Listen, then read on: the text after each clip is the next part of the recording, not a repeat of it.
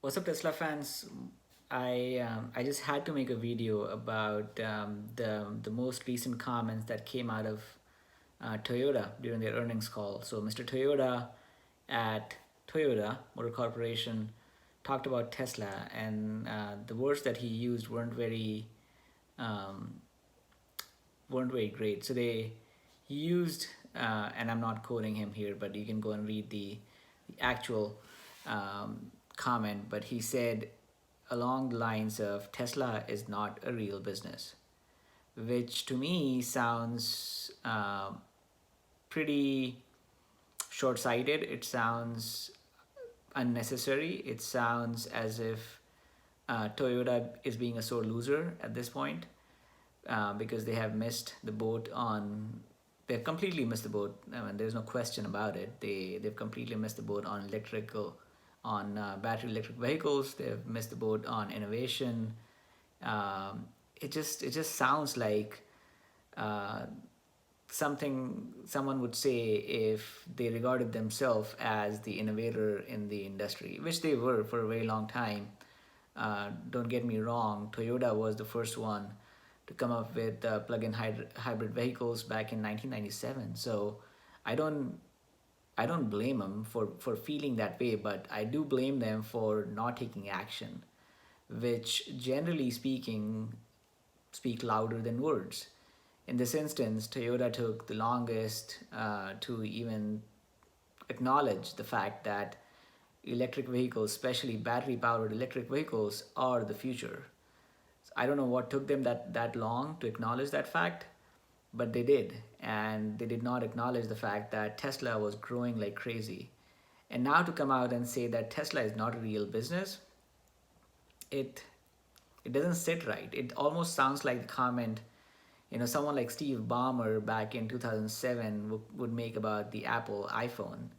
And I can guarantee right now that this comment that Tesla is not a real business is going to haunt Mr. Toyota for a very long time. I think Toyota has missed the boat. I mean, unless they can pull the rabbit out of the hat, they have completely missed it. They made a huge mistake to sell to the Tesla stock that they owned back in 2017, just from a pure financial standpoint.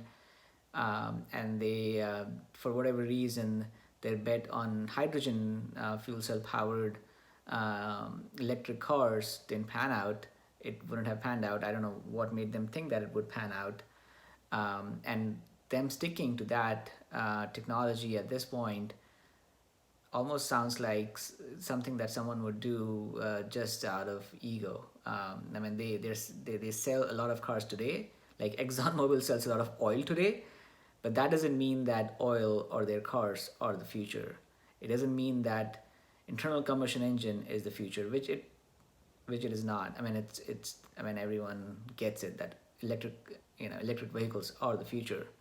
So Tesla and not Tesla, but Mr. Toyota kind of coming out and saying these things during an earnings call. It's not even like an off comment. It's not like something that he said, to someone, and then it was hearsay, and someone is just spreading the rumors.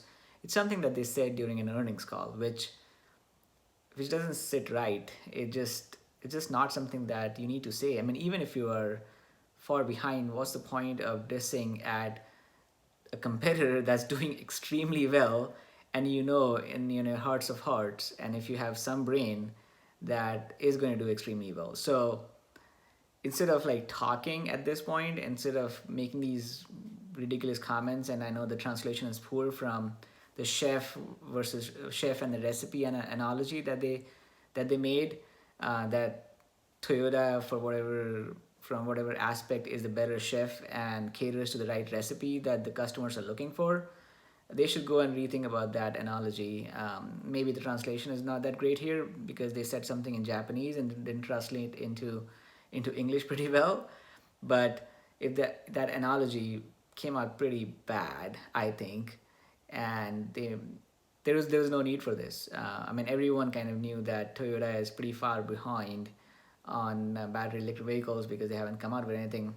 Not to say that they cannot come out with anything, they might, but at this point, to, it just sounds like, or it just seems like this complete lack of vision. Is not lack of resources. I mean, people talk about, oh, how the legacy auto manufacturers are going to come out with the most compelling electric vehicles around. Yeah, they have the resources, but they don't have the vision for it. I think that's kind of the point that a lot of people miss, is that these legacy OEMs who have been around for a very long time are just burdened by the technology that they have invested in decades. Like, they have invested into the electric, internal combustion engine for decades over decades, and the investors are also invested in their investment in this old technology that is archaic at this point. And I can understand, how difficult it can be for incumbent to come out and accept the fact that they've lost. It is extremely difficult, and it's also extremely difficult to pivot. Volkswagen is trying really hard to pivot. I mean, only the future can tell whether they will be successful at it or not. Only and that's how only the future can tell whether Toyota will be successful or not. But for the first step towards kind of making that step change in how you approach this problem of transportation, especially personal transportation, and how it's transitioning from internal combustion engine to electric vehicles, is to accept the fact that the future is not in internal combustion engine. The future is not in plug-in hybrids. The future is totally and completely in electric powered transportation. I just don't know what else to say about this. Like, I don't know why it is so difficult for these executives who have had years and years and decades of experience in this business to think that the actual solution is all of the above. It is not. The actual solution is not all of the above. It is not internal combustion engine plus plug-in hybrids plus whatever, blah blah blah. It is battery electric powered vehicles. Like, there's no question about it. Like, maybe there was a question about it maybe 5 years ago, maybe 10 years ago, when battery technology was extremely expensive and difficult to develop, and was lacking in a lot of specifications, including range and performance and all those aspects. But that is not the fact today. Like, today, if you are someone in their shoes who's invested in all these legacy technologies, you guys are doomed. I don't know how else to put it. It is simply put, like, if you are invested in internal combustion engines, you are done. My man, you're done. So, on top of that, coming out and making these comments about Tesla, who's the industry leader, is just, you're just setting yourself up for for laughing stock in the future, like Steve Ballmer did with the iPhone. So I don't know how how Toyota is going to do in the future, what they're going to do about it, how long they have. They probably have longer than some of the American manufacturers like GM and Ford, whose balance sheets are laden with like billions and hundreds of billions of dollars of debt. I don't remember the numbers right now, but it was in the in the range of 150 billion, 170 billion dollars of debt. Probably Toyota is better than that.